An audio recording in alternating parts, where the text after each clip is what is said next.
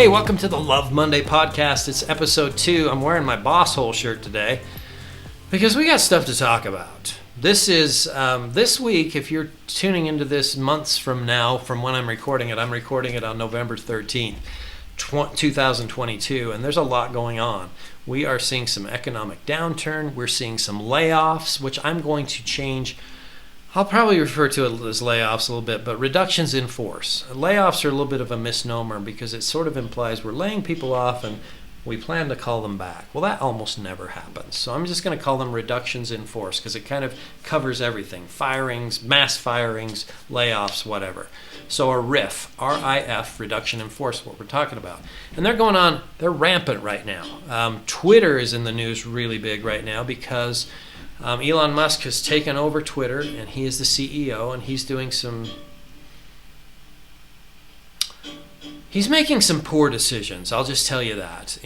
Maybe not in what he's doing, because maybe there was a reason to let people go, but the way he's doing it and the way he's having his organization do it just makes Twitter look ridiculous. And for most people who still work there, it looks like a ridiculous place to work anymore, and it could potentially bring the downfall of the whole thing. So the way he's handling it is he's letting people go, and they're just getting their access shut off. They're not even getting a meeting. They're just not getting any warning, and they're just getting thrown out. I'm going to tell you my story of losing my job in a situation like this, and it was horrible, but it was done horribly, but it wasn't anything like what Elon Musk is doing at Twitter. So anyway, that's what's going on. And so today's topic is RIFs, layoffs. They are always a management failure.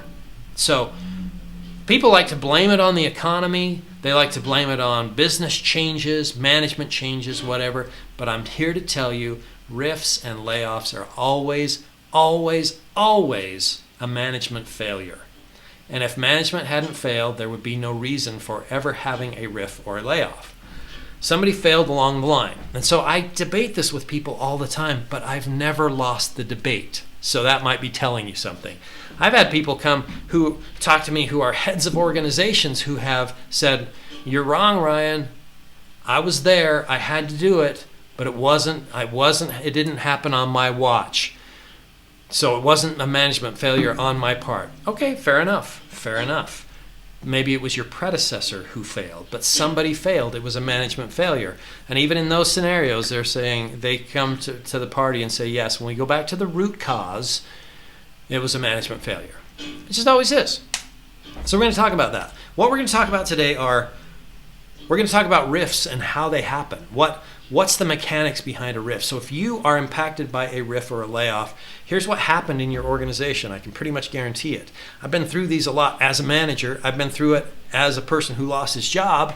I know how they work. I've done them at least a dozen times. So I know how it works. I know what happened in your company to decide you're the one. So if you've been impacted, I don't know if that helps at all, but I'm going to tell you how it went down. We're going to talk about why it's not the end of your world if you have been impacted by a RIF, or if you're considering yourself a victim, which I would advise you not to do because you're not a victim. We're going to talk about if you really have been impacted by this, why you're not a victim and why you shouldn't be, because it could be the best thing that ever happened to you. It got me on this path. Mine got me on this path to build this brand of Love Monday, just like Friday, but for a different reason. And so that's what I want people to do. That's why I'm in this work. It's not to make a podcast and have my face out there in front of the world. It's to make the world of work a better place. And so that's what we're going to talk about today, because RIFs are a management failure. Okay, so I said there's never an exception. I'm going to back that up. And I'm going to say there is one exception where a RIF is not a management failure. And that is what we have referred to in the past, at least, as acts of God or acts of nature, acts of the universe. A tsunami comes in and wipes out the business, and there's no means to rebuild. And so you got to let everybody go because there's no place to work. The place to work is destroyed. So that is not a management failure. But the business closes for business failure reasons. Let's say we're going out of business because we couldn't make it work. Well, that is definitely a management failure. There's no exception. So the only exception to the management failure rule, which I'm going to call it, because it is a rule, It's not just an idea. It's a rule. It's how it works. The one exception is an act of God or an act of nature. Some force of nature destroyed your business and you're not going to rebuild it. So that's the one. So let's talk about this. Let's go into that a little bit deeper though, because I do have this debate with people. They come to me and they say, no, I was a manager in an organization and I had to let go of 5 of my people. And it wasn't me. It wasn't a management failure. I'm the manager and I don't want to think I failed. But I'm here to tell you, you did. You failed. Because think about it. Your company comes to you, because you might say, well, it wasn't me because the company told me I had to do it. I had to let go of 5 people. Well, why'd you have to let go of 5 people? Because when you think about it, today, they're saying tomorrow, Monday, for example. It's Sunday while I'm recording this. Tomorrow, Monday, they come to you and they say, today, by the end of the day, you've got to let go of 5 people. And then you're going to have to carry on business as usual with whoever's remaining. Well, then what happens? If you've been through this, you do it because you let go of the 5 people. And then what happens? You do more with less people. Well, if you could do more with less people and not have a business failure the day on Tuesday, then why couldn't you do it on Monday and Friday before? How could you go on with 5 fewer people and not have a business failure? If you're not having a business failure after a layoff, then you didn't need those 5 people in the first place. And you overhired. And you were running fat because you could, because nobody was minding the store. And who was minding the store? Who should have been minding the store? You as the manager. So, always a management failure. So people come to me and they say, well, here's the exception. The company told me to do it. They told me I had to. Well, I had that happen to me too. I had it happen to me like 2 times. And then I said, I'm not going to ever let this happen again. I hate letting people go. And so I have a process and a tool that can help you to never be in that position again. So even when the company comes and says to all the managers, we got to reduce our workforce by 10%. So I'm going to need to take 2 people from every team. Well, I got to a point using this tool and this process where I didn't have anybody to give and I could prove it. So they had to take my 2 people from somebody else's teams because I didn't have anybody to give, because I could prove to them that if you took anybody off my team, I'm running leanly enough that I'm going to have a business failure. And it's going to just go downhill. So you're going to have to take them off somebody else's team, which is what happened. So I can help you out if you're a manager and you've been somebody who's had to reduce your workforce. I'm going to help you to never have to do that again. But you got to reach out to me. You go to lovemondaylikeFriday.com. There's a mini course out there that'll give you access to that tool and all the training you need to get it. And if you want me to coach you through that, I'm happy to do that too. Go to lovemondaylikeFriday.com, fill out a form, tell them that, state in there that you want to talk to Ryan, and give me your email address. Well, you will give me your email address when you sign up on lovemondaylikeFriday.com, and I'll reach out to you and we'll have a conversation and we'll see if coaching with me would be beneficial to you as a manager. Not just for this reason, but for lots of other reasons. So we're going to talk about all of this stuff. So first of all, let's go back to that agenda. The first thing we want to talk about is what is a RIF and why does it happen and how does it happen in an organization? Well, typically what happens is there's some problem, some financial problem. It could be the economy. It could be new management change. Then they want to force productivity improvements. So whatever it is, but they come to you and they say, we got to reduce by X number of heads or a certain percentage or whatever, and so here's what we got to do. So then what happens? There's a stack ranking that's built. It's how it is. We don't like to think that we're ever ranked or rated that way, but it is. That's what happens. They build a stack ranking. And so that from that stack ranking, they see who are the top performers, who are the middle performers, and who are the bottom performers. And typically, when managers don't want to do the hard work like I decided I was going to do, the bottom 1 or 2 people on that list, on that stack ranking, are the ones that go. With very little debate, very little deliberation, those are the ones that go, the people at the bottom. Now, not always. It doesn't always have to go that way. It could be that, somebody is performing pretty well, but they're newer. And so sometimes some organizations say, well, this person isn't fully trained. It's going to be less impact if we let this person go. But by and large, it's your bottom performers that go. Not always. So if you've been a victim of this, it's not always that way. There could be other reasons that enter into that. But I'm just telling you, it could be that Well, I will tell you this. No one ever lets go of their top performers. They'll find another place for them to be. So if you're a top performer, they'll put you in another spot. If your job is ending, they'll put you in another spot. So it's not necessarily good news, because if you were the victim, or you were impacted by a RIF or a layoff, which I was, and I fully own that I wasn't a top performer at that point. Must not have been, because they would have found a place for me. But there are other reasons. There might be other reasons that aren't performance related even. There might be a situation where you've got somebody above you, a manager, your manager, this is where high performers get let go sometimes, because they're a little bit threatened by you. And this is a place where some people who aren't great leaders can wield their power. So even if you're feeling like I was impacted by this, it could be this situation. Your boss or your boss's boss was a little bit threatened by how good you are. So you could be very good and also lose your job in a RIF. So there are lots of reasons, but primarily it's a stack ranking, and they decide among that stack ranking, who can we let go? May not be the bottom one, might be a little bit up from the bottom, might be a top performer based on that example I just gave. So just, again, that's going to be a really weak leader who's going to make that decision to let go of a top performer because they're threatened. That's crazy, but it happens. There are a lot of boss holes out there.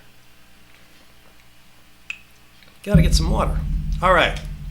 So that's how a RIF goes down, and that's how it is. And like I said, if you're a manager and you've gone through this and you had to let somebody go and it's devastating to you, I can help you out so you'll never have to do it again. Or there's a much less likely chance that you'll ever have to do it again. So if you're the victim of a RIF, it's not the end of the world. It is not. It might be the beginning of a far better world. So I'm gonna illustrate this by telling you my RIF story, where I was impacted. I'm not gonna say the victim, because I wasn't. I felt like it at first, and if you feel that way, feel it. Get over it.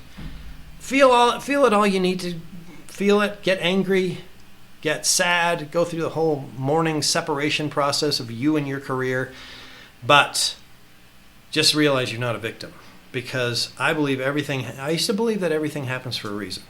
I actually believe that everything happens for a lot of reasons. And so, and I could go into real detail on my RIF origin story, and give you lots of reasons why this happened. But I will tell you that one day, on a Monday morning, the guy who loves Mondays. Well, back in these days, I didn't love Mondays.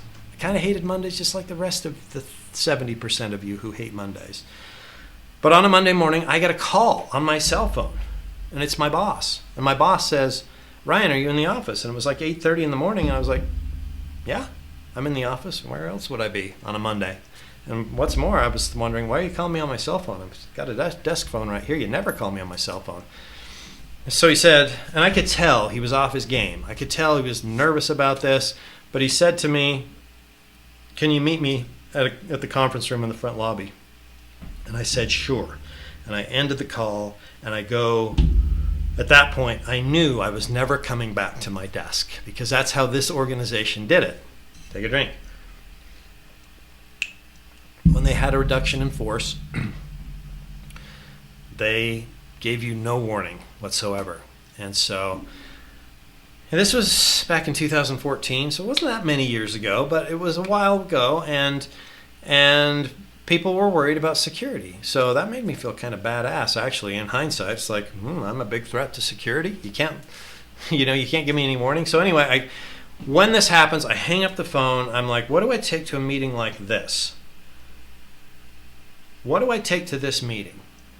Because I know I'm getting let go. Because why does he call me? He's got a perfectly good office on the 4th floor. Why does he want to meet me in the front lobby? Why doesn't he come to my desk? Why doesn't he call me to his desk? I know I'm not coming back, but still I don't want to seem paranoid. I don't want to take my coat and my bag and everything to a meeting. So in the end, I take what I always take to a meeting. I put my phone in my pocket. I took a pen and my notepad, and I head off to the front lobby. I walk in, and as I'm going, I'm just feeling it. I mean, my feet feel like they weigh 50 pounds apiece, and the blood is falling out of my head, and I'm just feeling a little little weak. And I'm walking past people and they're saying, "Morning, Ryan, happy Monday, Ryan," all of these things. And I'm thinking, how do you people not know what's about to happen to me? And I know they didn't, and I couldn't say to them, "Hey, I'm going to get fired. I'm going to get fired. So see you around." I can't say any of that. All I can do is feel my 50-pound feet walking toward the front lobby. And so I walk toward the front lobby. I push the button that unlocks the door to let me out, and I go out, and I can see through the fogged glass 2 people sitting in this conference room. I open the door. There's my boss and some nameless, faceless HR lady who I don't care about because she only said a few words to me. She came into town just to do the chore, and I don't know who she is, and she never saw her again. Hopefully never will. Anyway, I sit down, and my boss says to me, "As you know, we're going through a reorganization, and today's your last day." And with that, I got some paperwork pushed across the desk. I went out, and they ushered me out the front door into the snow where somebody had already brought my coat and my keys. And I put on my coat, grabbed my keys, walked out. That's all I had. They said, "We'll get you your stuff in a week." And I walked out into the snow, had to trudge around the back of the building to get to my car because they couldn't let me back through the building. So that's why I'm saying I felt kind of badass that it was such a security risk. They couldn't give me any advance warning of this, and they didn't even let me pass back through the building to get to my car faster. Pretty poor form, honestly, but that's how they did it at that company. I don't know if they still do it that way. Hopefully not, but seeing things in the news like we're seeing with Twitter, there are a lot of companies who do a lot worse than that, like what's going on at Twitter. So that's my origin story. But the thing about it is, and this is why I want to say, this is not the end of your world or the end of the world. Not even close, because it took me less than 24 hours to say to myself, what am I going to do with the rest of my life? Because though I was in my late 40s, I was feeling like I still have half my career to go, because I wasn't looking toward retirement at that age. I'm thinking I've got stuff to do. So what am I good at? And I was being a manager. I was like, that's not like being an auto mechanic or a plumber or something that I can do hands-on work to help people out. So what do I do?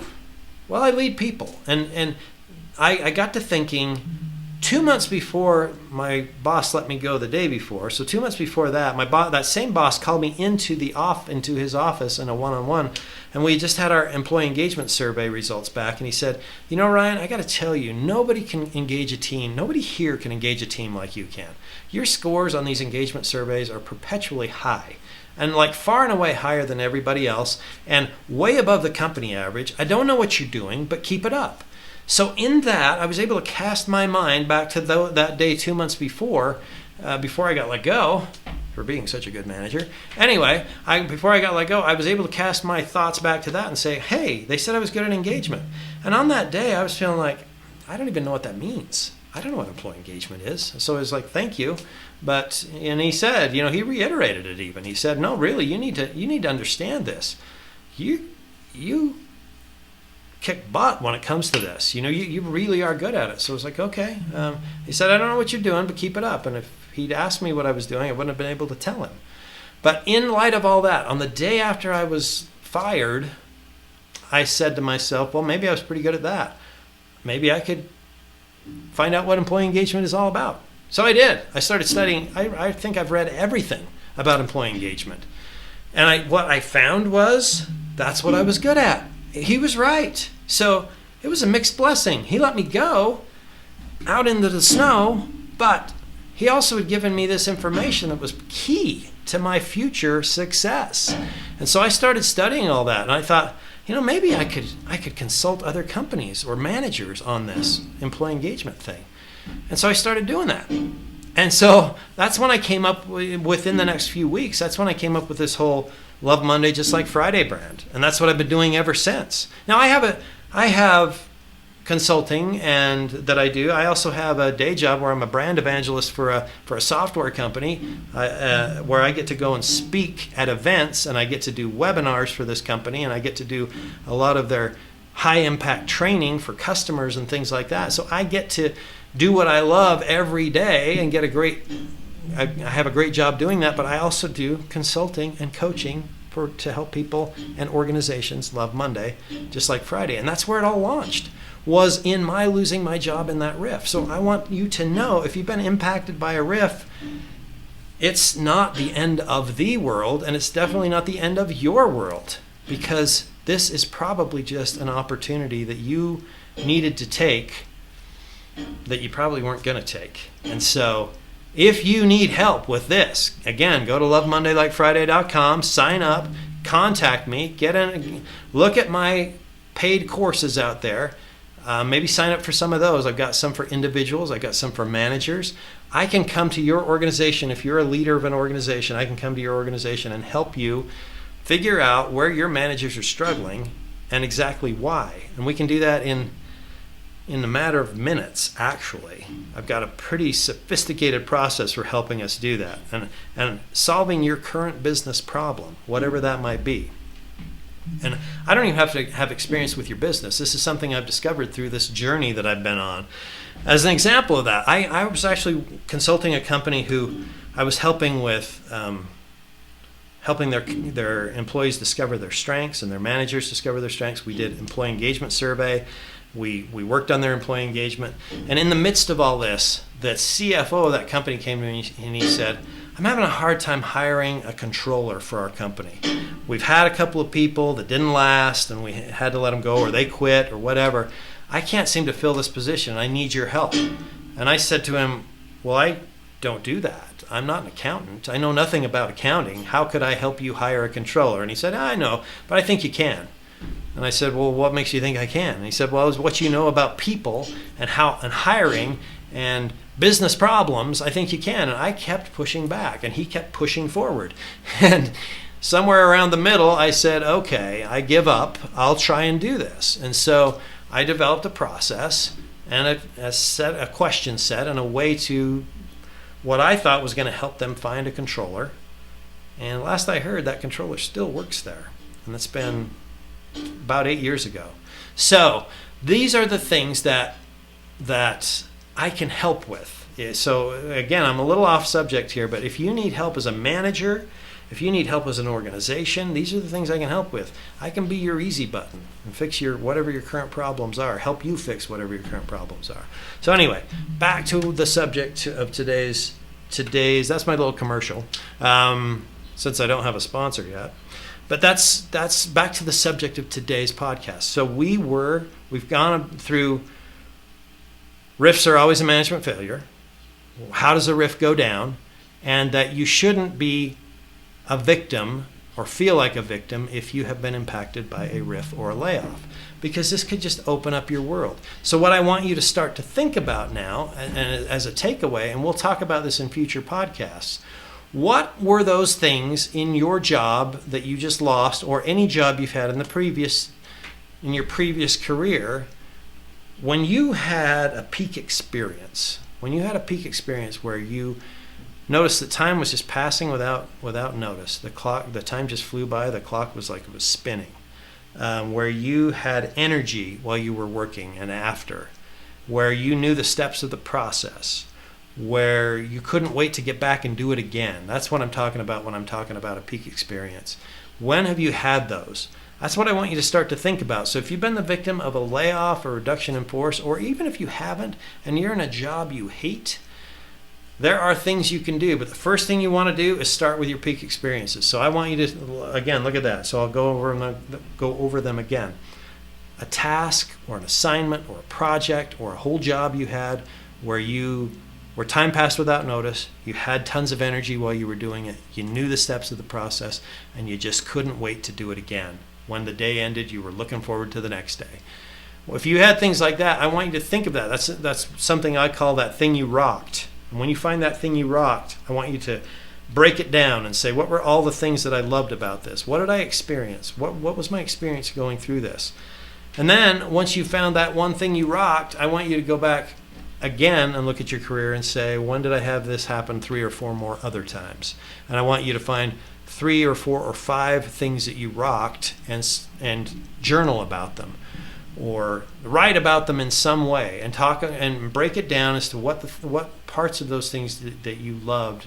What were the parts of those things that you loved so much? And that's where we're going to take that. There are more resources for you out on LoveMondayLikeFriday.com to help you with that whole peak experience exercise and what you can do with it after that. But if you want help from me, again, go to LoveMondayLikeFriday.com, sign up, get into the community, tell me what you want. If you want me to reach out to you, I'm happy to do that. I believe everyone can love Monday just like Friday, but for a different reason. And that different reason is you love what you do.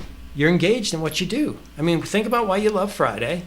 Because you got a couple of days to do what you want, right? Well, what if you felt the same way about Monday? On Sunday, going into Monday, you didn't have the Sunday scaries. You had these Sunday exciteds because you're excited to go at the prospect of going back and doing what you're going to do. That's how I feel every Sunday. I do not have the Sunday scaries. I live probably 90% of the time with a stress-free life. That's how much stress you get from a job that you hate. So this is why I want to just put out there that RIFs are always a management failure. That's the message for companies, that you guys who run companies, who run teams, need to get better at what you do, and I can help you do that. But if you have been a quote-unquote victim of or impacted by a layoff or a RIF, it's not the end of your world. It's probably the beginning. So find that thing you rocked. Find 4 or 5 more things you rocked. Write about it, and then reach out to me if you need help, or go to LoveMondayLikeFriday.com and you'll get all the help you need right there. Join me, subscribe to the podcast, and I'll talk to you soon.